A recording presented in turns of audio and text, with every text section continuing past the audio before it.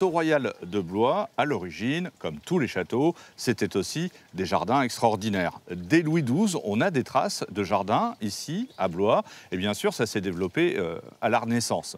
Nous sommes avec la responsable des parcs et jardins de la ville de Blois, Nathalie Bernard. C'est vous qui, aujourd'hui, êtes en charge de l'entretien de ce qui reste de ces jardins. Expliquez-nous, qu'est-ce que l'on sait des jardins aujourd'hui disparus ?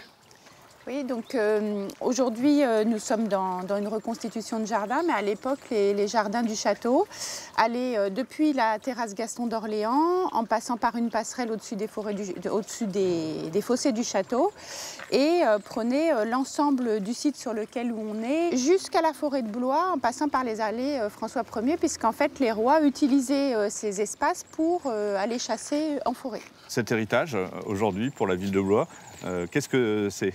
Alors cet héritage, c'est aujourd'hui les jardins des Simples et des Fleurs Royales dans lequel nous sommes. C'est le Bastion du Roi, c'est la terrasse des Lys. Jardins qui ont été proposés qui ont fait l'objet d'un concours dans les années 90 et concours qui a été remporté par Gilles Clément, paysagiste de renom, qui est connu pour la théorie des jardins en mouvement. C'est lui qui a fait aussi les jardins du Quai Branly, du Rayol. Il a proposé à la ville de Blois, plutôt que de faire une reconstitution de jardins historiques, de faire une réinterprétation de l'histoire avec des différents jardins conçus en lien avec l'histoire du château et les différentes époques de construction du château. Alors je vous propose, à travers un reportage, d'essayer de reconstituer. On va voir ce qu'étaient ces jardins disparus. Je vous invite à regarder avec nous.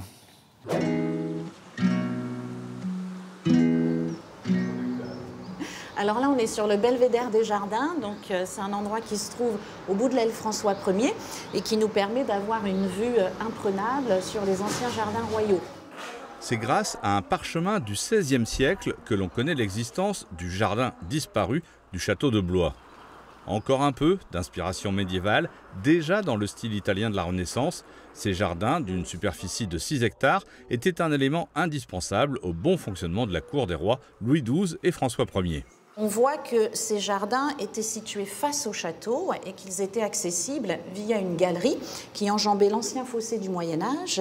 Et donc on arrivait dans ces jardins qui étaient divisés en 3 grandes terrasses avec donc des différences de niveau d'une terrasse à l'autre et qui s'étendaient donc à l'ouest et sur une très grande surface. On le voit sur le dessin, les jardins sont plus grands que la surface du château. Aujourd'hui, ce premier jardin Renaissance en France se visite en virtuel. La ville de Blois s'est étendue maintenant autour de son château. On est en 1570 ici sur la tablette et là on est en 2023 et donc on voit tout ce qui a changé et donc même s'il y a encore un peu de verdure, on voit bien la partie haute du jardin, mais on voit aussi donc l'avenue qui maintenant coupe les jardins en deux pour aller à la gare. Voilà.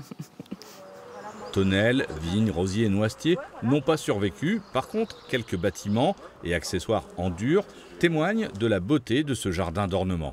Alors ici, il y avait une grande fontaine en marbre de Carrare, recouverte en fait d'un édifice de charpenterie avec une coupole, un lanternon, donc une belle fontaine effectivement qui permettait de se rafraîchir.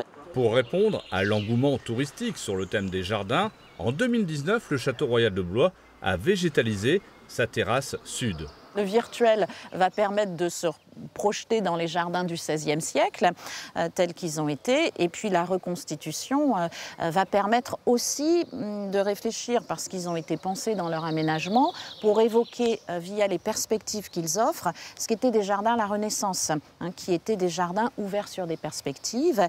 Et puis en terrasse, donc vous voyez, il y a différents niveaux en fait ici. Les plantations ont été aménagées dans des bacs, ce qui permet d'évoquer ces terrassements. En reconstitution ou en virtuel, le château royal de Blois cultive son jardin disparu.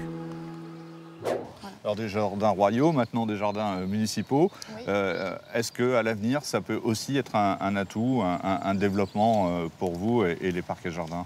Alors c'est déjà un atout touristique puisque c'est vrai qu'il y a un vrai tourisme de jardin qui se développe en France. On a plusieurs petits jardins qui s'imbriquent, le jardin des simples zodiacaux, cette partie centrale avec une alternance de haies taillées et de vivaces très souples qui donne vraiment l'esprit de clos des jardins du Moyen-Âge. La terrasse des Lys en lien avec la façade François Ier, le bastion du roi. Et sur la terrasse des Lys, vous voyez qu'il y a un escalier qui monte vers une grande esplanade qui était l'esplanade des Lys, qui faisait partie du projet initial et qui n'a pas été aménagée en même temps que les autres jardins. Donc, pourquoi pas un jour voilà, le réaménagement de cette place dans la continuité de ces jardins. Voilà, une visite de jardin remarquable voilà, qui peut s'accompagner de la visite du château royal de Blois.